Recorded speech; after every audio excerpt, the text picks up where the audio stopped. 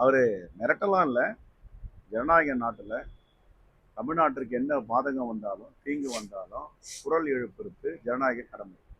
அந்த ஜனநாயக கடமையை தான் தமிழ்நாட்டு மக்களுடைய உரிமைகளை விட்டுக் கொடுக்க கூடாதுன்றதுனால தான் அவர் பேசியிருக்கார். இப்போ குடும்ப கட்டுப்பாடு, மக்கள் தொகை கட்டுப்படுத்தணும்னு சொன்னாங்க. முதல்ல அதை இம்ப்ளிமெண்ட் பண்ணது யாரு? சரியான முறையில் நடைமுறைப்படுத்துறது தமிழ்நாடு. அப்போ தமிழ்நாடு மக்கள் தொகையை நாங்கள் கட்டுப்படுத்தி இருக்கோம். ஆகையால மக்கள் தொகை அதிகரிப்பு இல்லைன்றதுனால தமிழ்நாடு ஸ்டேட்டை பனிஷ் பண்ண முடியுமா? அதுதான் கேட்குறாரு. நாளைக்கு நாங்களும் கருப்பு கொடி ஏந்தி கருப்பு உடை அணிந்து தமிழ்நாடு முழுவதும் தமிழ் எதிர்ப்பை தெரிவிப்போம். எதிர்ப்பு அன்னை சோனியா காந்தி அவர்களே பேசியிருக்காங்க.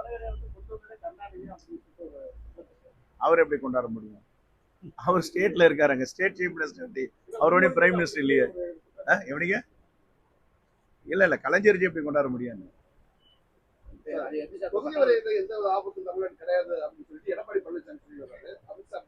அவரு மோடி என்ன சொன்னாலும் தமிழ்நாட்டை எழுதி கொடுக்குறியான்னா எழுதி கொடுக்கறது தப்பு இல்லைன்னு சொல்லுவார். தமிழ்நாட்டை எழுதி கொடுக்கறது ஒன்றும் தப்பு இல்லைன்னு சொல்லுவார். சொல்லுங்க சார். நான் எக்ஸ்பிளைன் பண்றத,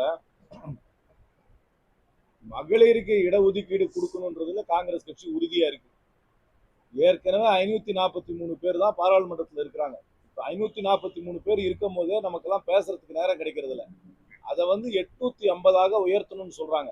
850 உயர்த்தணும்னு சொல்லும் போது முதல்ல என்ன சொன்னாங்க? எல்லா ஸ்டேட்டுக்கும் ப்ரொபோஷனலா ஈக்குவலா இன்க்ரீஸ் பண்றேன்னு சொன்னாங்க.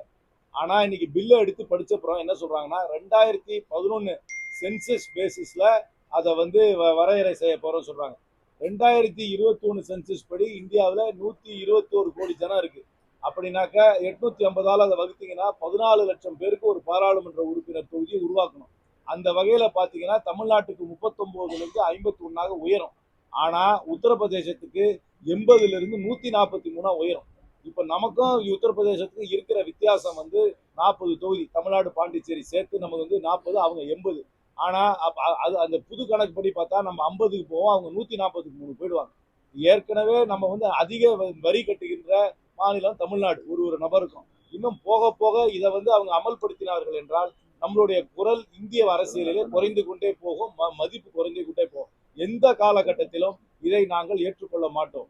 பெண்களுக்கு இடஒதுக்கீடு கொடுக்க வேண்டும் என்றால் இந்த 543லேயே 3ல் 1 பங்கு கொடுங்க அப்படின்னு தான் எங்களுடைய தலைவி அன்னை சோனியா காந்தி சொல்றாங்க. அதுதான் கட்சியின் கருத்து. இந்த 850 மக்கள் தொகை அடிப்படையில் திருப்பி சீரமைச்சார்கள் என்றால் தமிழ்நாடு மட்டுமல்ல, பல தென் மாவட்டங்கள், ஜனத்தொகையை கட்டுப்படுத்துற மாவட்டங்கள் பாதிக்கப்படும். சட்டம் பாஸ் ஆகிறதுக்கு வாய்ப்பே கிடையாது. 2/3 மெஜாரிட்டி இருந்தாதான் அவங்க பண்ண முடியும். நாங்க எல்லாரும் பாராளுமன்றத்துக்கு நாளைக்கு போக